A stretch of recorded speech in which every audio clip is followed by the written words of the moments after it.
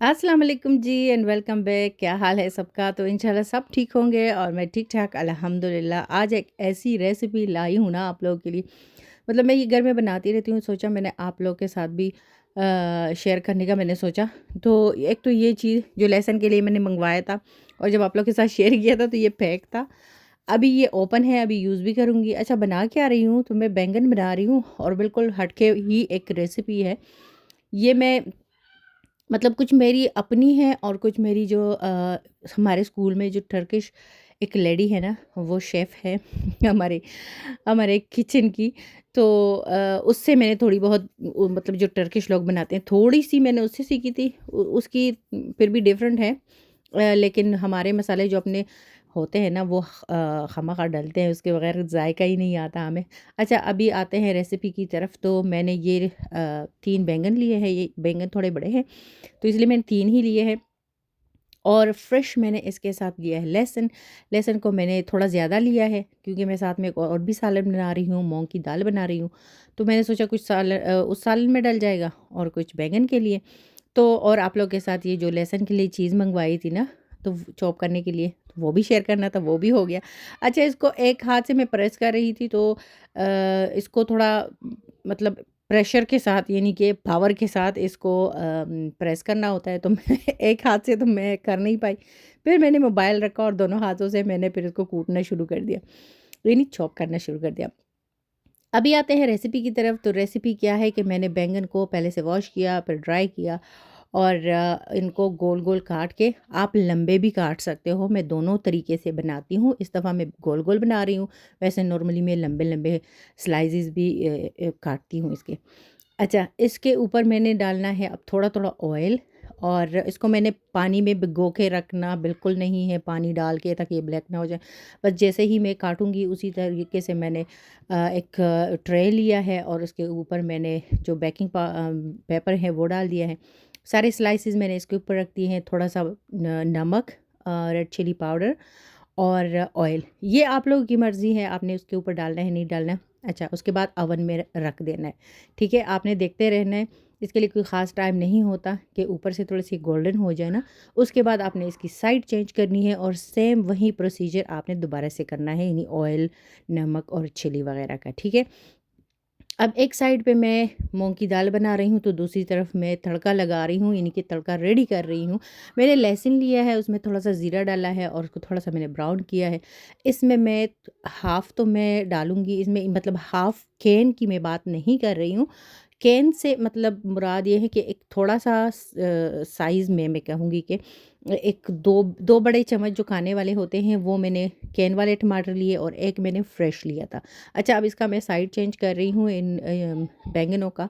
और दूसरी बात ये थी कि आप फ्रेश टमाटर भी यूज़ कर सकते हैं, आप इसके साथ उसका जो टोमेटो पेस्ट भी बना सकते हैं या प्यूरी भी बना सकते हैं, या फ्रेश ऐसे ही आप थोड़ा-सा पानी डाल के ना उसको सॉफ्ट कर सकते हो। तो आपकी मर्ज़ी है, लेकिन जो कैन के टोमेटोज़ होते हैं उसका कलर थोड़ा ज़्यादा अच्छा आता है, ठीक है? दूसरी तरफ मैं इसकी रेसिपी तो ख़ैर मैं नहीं दे रही, ये मूँग की दाल तो मैं बिल्कुल सिंपल बनाती हूँ, जैसे हर घर में बनते हैं।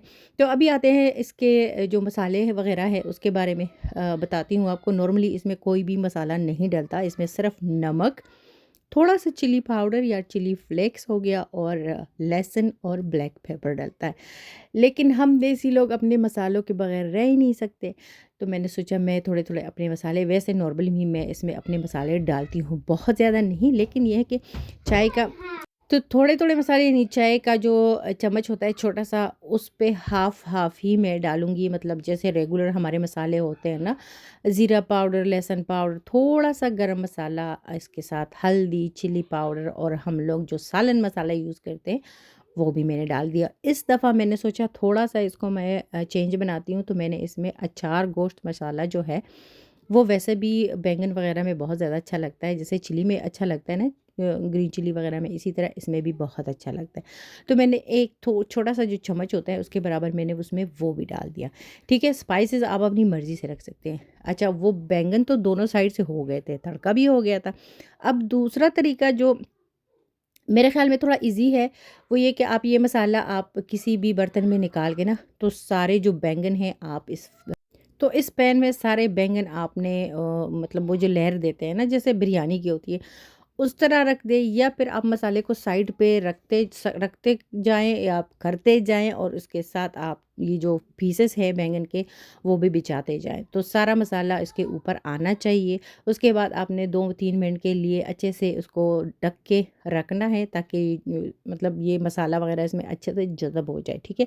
फिर उसके बाद आपने बीच में सारे बैंगन जो है उसके साइड्स चेंज करने हैं ताकि मसाला दोनों साइड्स पे लगे, और उसके बाद आपने डालना है इसके ऊपर अच्छा खासा धनिया, फ्रेश चिली। आप लोगों ने अपनी आपकी अपनी मर्ज़ी है, लेकिन फ्रेश चिली अगर आप लोग डालोगे तो बहुत मज़ा आता है। आखिर में ये थोड़ी देर के लिए मैं इसको ढकूँगी और उसके बाद इस पे थोड़ा-सा फ्रेश जो लेमन है वो डालूँगी और ये हो जाएगा बिल्कुल रेडी।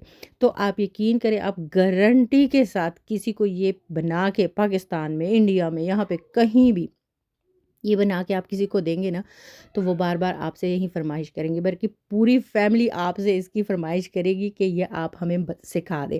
क्योंकि ये पराठे के साथ, से प्लेन चावल के साथ, नान के साथ और चपाती के साथ, हर चीज़ के साथ ये सूटेबल है।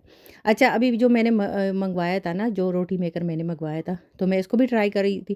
ख़ैर इससे पहले भी एक दफ़ा कर चुकी हूँ, मेरे काम के लिए बहुत अच्छा है, मेरे यूज़ का है। और प्रॉपर रिव्यू जब समोसे वगैरह इस पे मैं बना लूँगी, जब हम लोग वेकेशन से वापस आ जाएँगे, तो प्रॉपर रिव्यू तब दूँगी। लेकिन आप यकीन करें कि जिसकी तरह मतलब मेरी तरह, जिसकी तरह नहीं, मेरी तरह जिनकी जान जाती है बेलने से, रोटी बेलने से, उनके लिए परफ़ेक्ट है क्योंकि आधा काम हमारा हो जाता है। ओके जी, इसके साथ लेती हूँ इजाज़त। अल्लाह हाफ़िज़।